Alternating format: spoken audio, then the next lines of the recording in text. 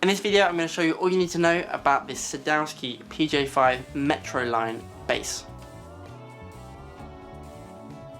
Hey guys, welcome back to the channel and to this very special video that is sponsored by Distrokid. If you're new around here, don't forget to hit the subscribe button and that notification bell if you enjoy this content, and if you're enjoying this content, don't forget to hit the like button and help spread the word, help spread the channel. In this video I'm going to show you everything you need to know about this Sadowsky PJ5 Metroline bass. It's one of the Japanese basses. I'm going to run through the specs of the bass and all the features on the bass. I'm going to do a little bit of a description of how the tone controls work and how I use the tone controls and interact with them.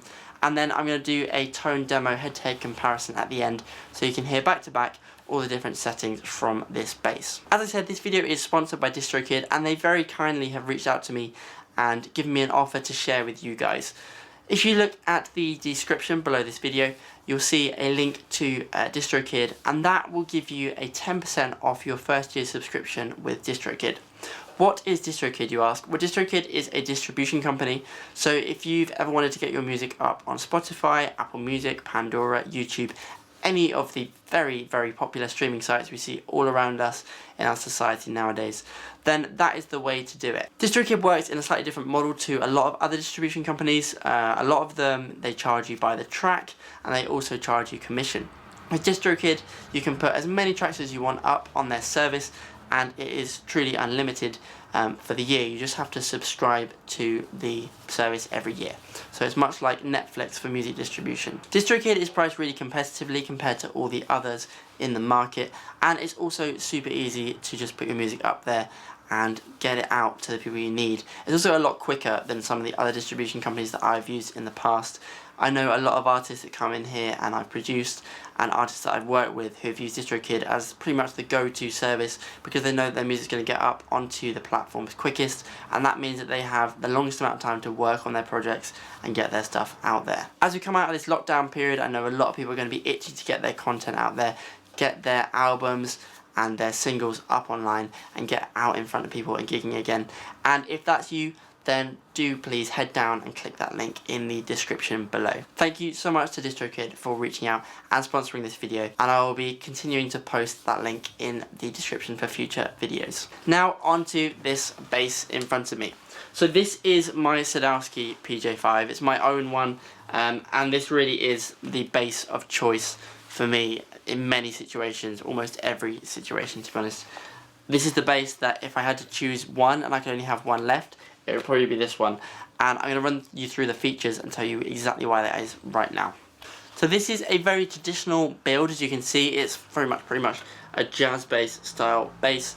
Slightly different shape because it's Sadowsky. The body is slightly smaller, but very close to a standard jazz bass. So with the body we have an alder body and a maple neck, and then a Murado fingerboard. Murado or Pal Ferro. Obviously it has PJ pickups, so it has a jazz bass pickup in the bridge and a P pickup in the front. They look a lot like Nordstrand pickups. They are Sadowsky branded, but I think they're built by Nordstrand, and they sound really, really good. When it comes to electronics, we have the standard Sadowsky active onboard electronics package with the VTC, the vintage tone control. So that means we have a volume knob, we have a pan pot which works backwards to most, so towards you is a P bass, it's the front pickup, and back is the bridge pickup. We then have the vintage tone control, so that's pull to passive, and just a standard tone control in both active and passive, which is what makes the Sadowsky electronics different to anything else, and I think so much more versatile. And then you have the bass boost and the treble boost. The bass is a broadband boost, and so is the treble. The bass sits at 40 Hz and the treble sits at 4K. When it comes to the finer details of the bass in terms of hardware, we have a Sadowsky quick release bridge, which is great. You simply loosen the strings, pull it down slightly and move it to the left or the right respectively, and your string comes out and you can quickly do a string change. So much better than having to drag the string all the way through the bass. We also have a Sadowsky bone nut. There's a truss rod wheel at the base of the neck, so that makes truss rod adjustments super easy. Just shove something in there and twist right or left respectively, however you need to adjust your truss rod. On the back of the headstock we have Sadowsky hip shot tuners, and they're just great tuners. I really love them, and they do exactly what you need them to do, and they're super lightweight, which helps the balance of this bass. Inside this neck we have graphite rods, which are there to prevent dead spots and also increase the rigidity and stability of the neck. And the headstock is also pretty thick, which I also believe is to help prevent dead spots and make sure that this bass plays really cleanly and really nicely all across the neck. When it comes to the neck, I think the neck is good for a lot of people. It's not super skinny, and it is quite wide, so there is a certain degree of, maybe not difficulty, but it requires good technique to be in the right place, have the bass situated nicely in order to play it easily. But it's not a super thick neck.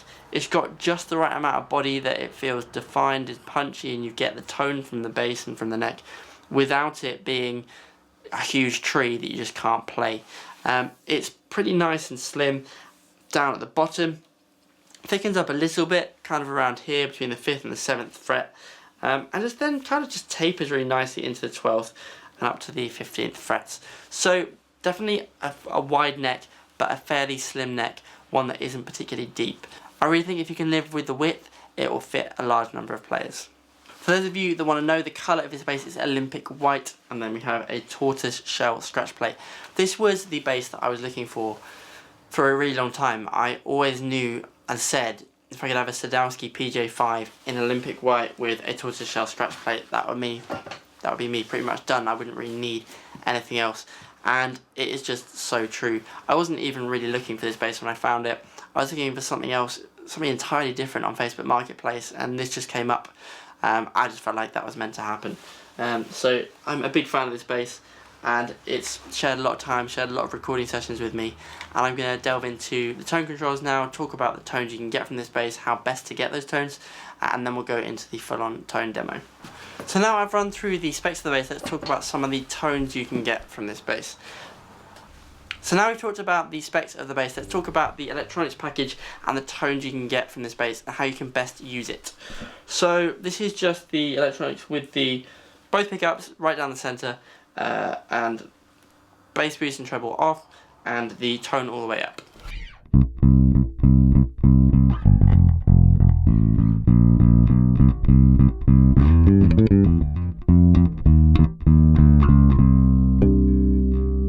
So my personal favourite way to use this bass is to use it slightly towards the bridge pickup. So there is a marking in the centre of the pickup pan pot, and I just push it slightly back towards the bridge. And then what I like to do is to just boost it 10 to 25%. The Sadowsky preamp is super powerful, so not too much needed. And I kind of boost 10 to 25% on both of the bass and the treble. If you're in a particularly boomy room, maybe you don't want so much bass. But yeah, generally I just keep them kind of stuck together, so I'll boost them both the same amount. So this is probably 15-20% boosted, slightly towards the bridge pickup, and tone all the way up. Quite often I like to roll the tone back to 75%, depending on the style of music. But yeah, this is another tone that I use quite regularly. So here that is.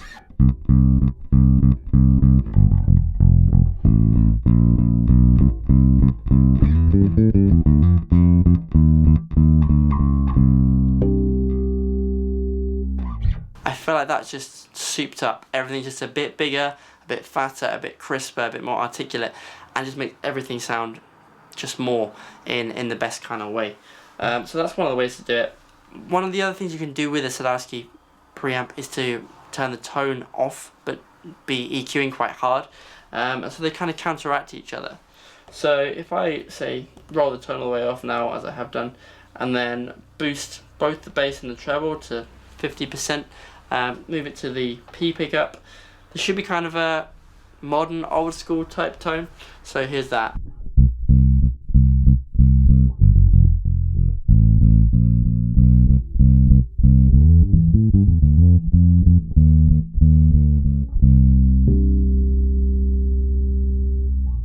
So just huge, really, a huge sound.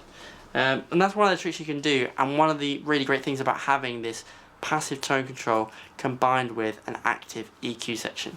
This bass is also pretty good in passive mode. I have a Sadowsky UV70 that isn't so hot when it's in passive mode, But the passive mode with these pickups on this bass sounds really good. So I'm just going to give you a little play through that. This is, again, all down the middle. The active electronics obviously don't make a difference now, so the bass and treble have no bearing on this. So we've just got volume all the way up, pickup pan in the middle, so both pickups, and tone all the way up, passive mode.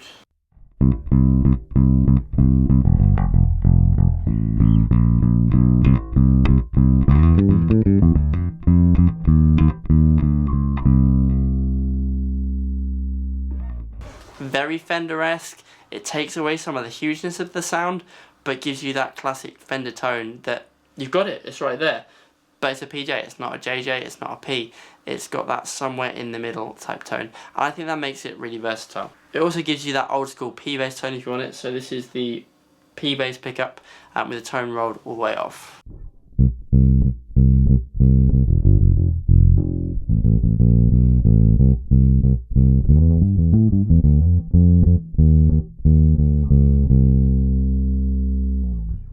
And this is the bridge pickup soloed in passive mode, tone all the way up for a bit of Jacko kind of sound.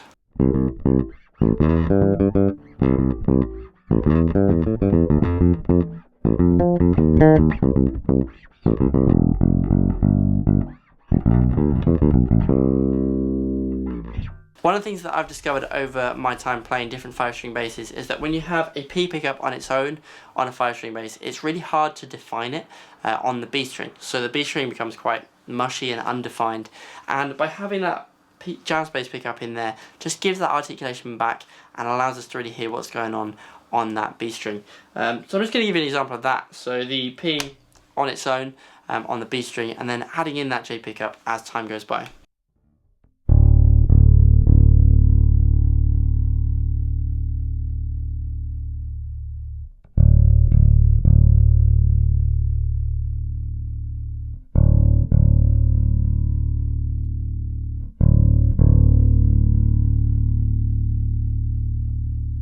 So whilst we may have lost some of the bigness of the sound as we move from the P to the bridge pickup, I think you can then add it back in. So just turning the bass boost back up on the jazz pickup, suddenly you're getting kind of a similar sound but with so much more articulation.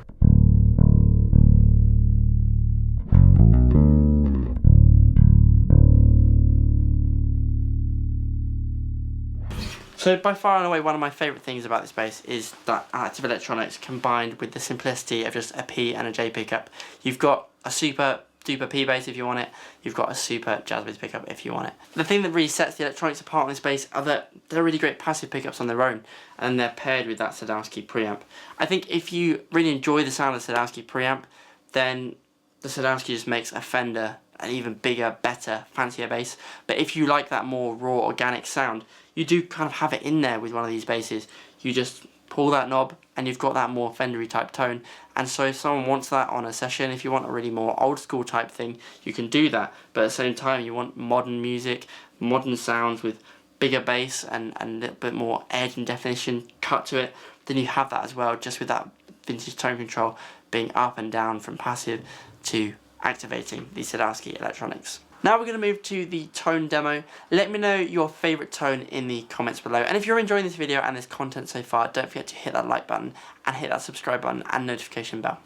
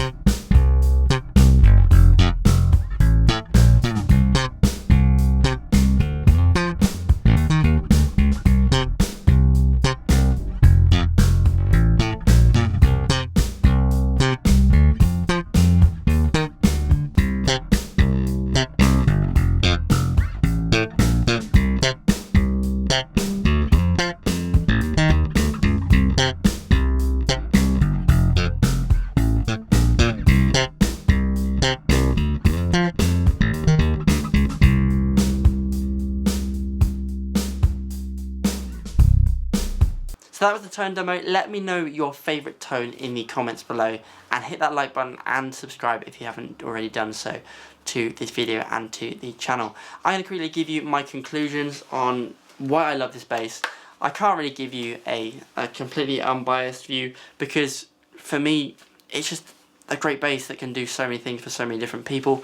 But I'm going to give you a quick run through of really why I play it and my conclusions that I came to for this bass and why I wanted one of these and why I went and got one. And then leave it up to you as to whether you want to go and find one of these, search one of these out for yourself. So why is it that I think this bass is so great and what is so significant about it? Well, from a build quality perspective, it's really, really exceptional. It's right up there. This is one of the Japanese Metroline basses, so these are no longer made, but you can still find them out there. You can still find these basses, and they mark incredibly good value for me. The thing that I think makes a difference from these to a standard American-made Fender, for example, is that the necks for those basses, the American Fenders, they're made, and so are the bodies, but they're not really made together. Whereas with a Sadowsky, you feel like they were made to be part of each other. The fit of the neck is absolutely impeccable. The way the bodies and the bass fits together is just so exceptional and just feels like one unified piece of instrument, despite the fact that it's obviously made of so many different parts. Everything on it is really smooth and sleek and works really well, and it does its function. The thing with the Sadowsky is there's nothing overly fancy. It is all standard parts. The way it works is pretty standard. It's not like with a Federa or an MTD where you get custom bridges and fancy hip shots and stuff. You have a very utilitarian but very practical bridge. You have a very utilitarian and practical tuners. I think that's what sets this bass apart, is the simplicity of it, of being a very simple electronics package, combined with just great tones. You can get to them so quickly, and that's what makes the Sadowsky really great for me.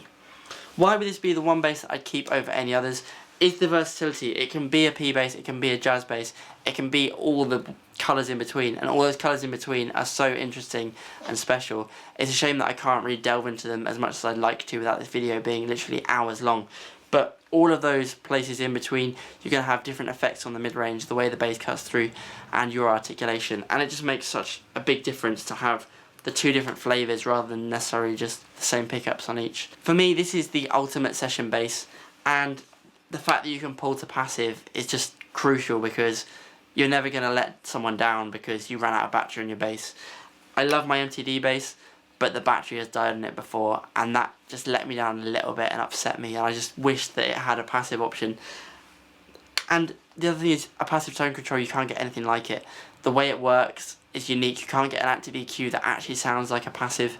The way that it rolls off the top and boosts the bottom, you just can't get that with active electronics. It doesn't sound the same. So to have that ability to have a more vintage style tone and then boost that and shape that still with your active is just great for me.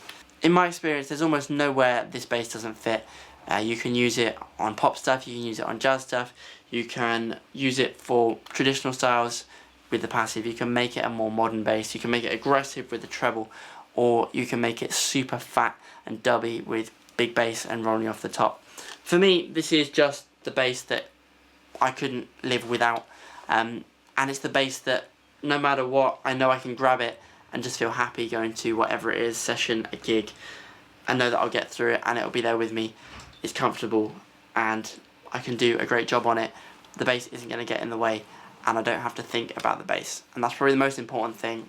With this bass, I don't have to think about it. I just grab it, go, and know that with this package, the pickups and its form factor and the B string, I can do any gig that I could possibly need to do. Who would I suggest this bass is for? Anyone who wants a quality, versatile bass with Fender style tones that can be manipulated and made more modern, punchier and bigger than a traditional Fender. Really, I can't think of anyone this wouldn't suit unless it's too physically demanding for you to play. Don't forget this video was sponsored by Distrokid, so if you want to take advantage of that offer, the 10% off your first year's subscription, you can do that at the link in the description below. Head over there and you can make the most of that offer. My Instagram will be linked below me now. Thank you so much for watching this video. If you enjoyed it, hit the like button, and if you want to see more of this content, hit the subscribe button and the notification bell, and I will see you in the next video.